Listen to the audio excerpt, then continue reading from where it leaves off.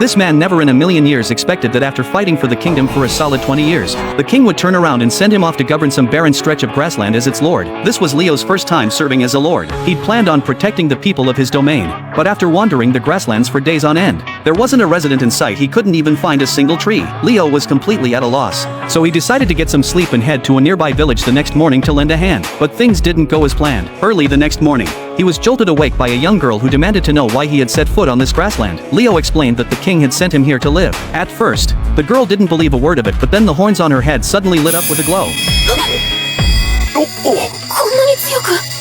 It turned out this was a form of magic unique to the Oni tribe. Red signified danger. Colorless meant no hostility. And as for the blue glow that had just appeared, it marked someone destined to bring them happiness and blessings. Emma had never seen a glow burn that bright before, so she brought Leo back to the tribe. Before long, Leo was standing before the tribe's chief. Through their conversation, Leo learned that the Oni tribe had once been enemies of the kingdom, waging war against it for years in a battle over ownership of this very grassland. But 50 years ago, the Oni tribe was defeated and forced to leave. Leo was puzzled if they'd fled. How were they still living here?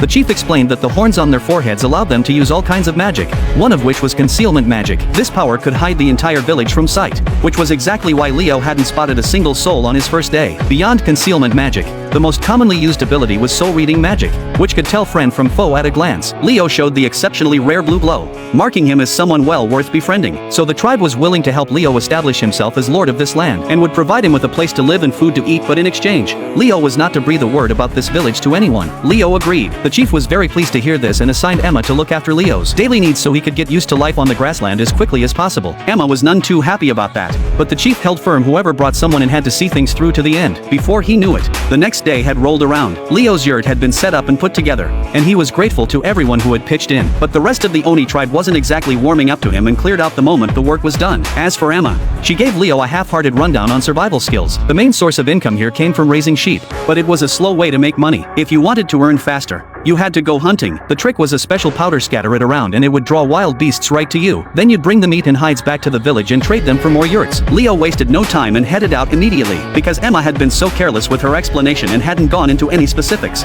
Leo went ahead and dumped the entire packet of powder at once. Before long, he found dozens of yaks charging straight at him.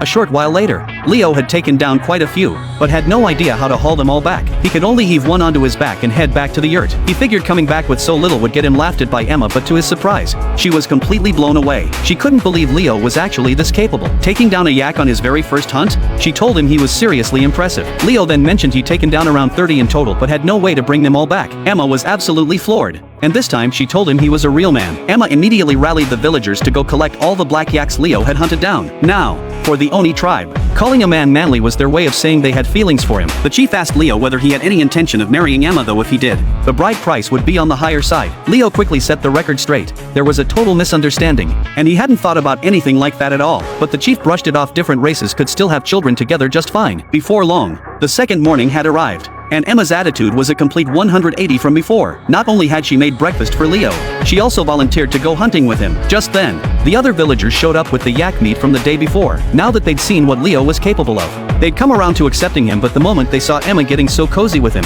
they shot him looks that could kill. Emma then led Leo out to the hunting grounds. She happened to be skilled at tracking magical creatures, and of course, if they ran into something too tough to handle, she'd use her concealment magic to get them both out of there. Following the magical trail, the two of them tracked down an earth dragon. The moment Emma laid eyes on it, she chickened out and was ready to bolt with Leo in tow, but Leo just thought it looked like some kind of giant turtle. Leo grabbed his axe and charged straight at it. He started by hacking at its back, but found it was way too tough to dent, so he switched to targeting its limbs. The earth dragon instantly pulled all four legs into its shell. Emma, watching from the sidelines, thought Leo was being completely reckless, but backing down simply wasn't in Leo's vocabulary. That was just how he fought. He was going to keep hammering away until that shell cracked open.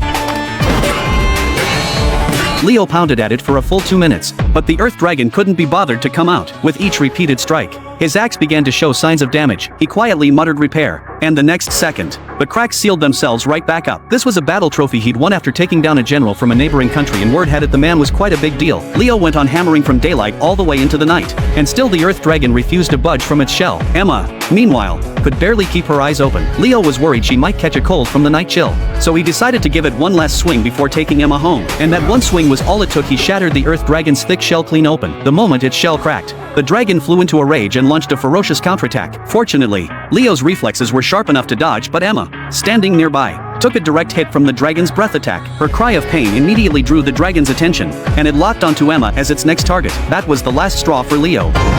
どんな敵が相手でも私があなたをあらあら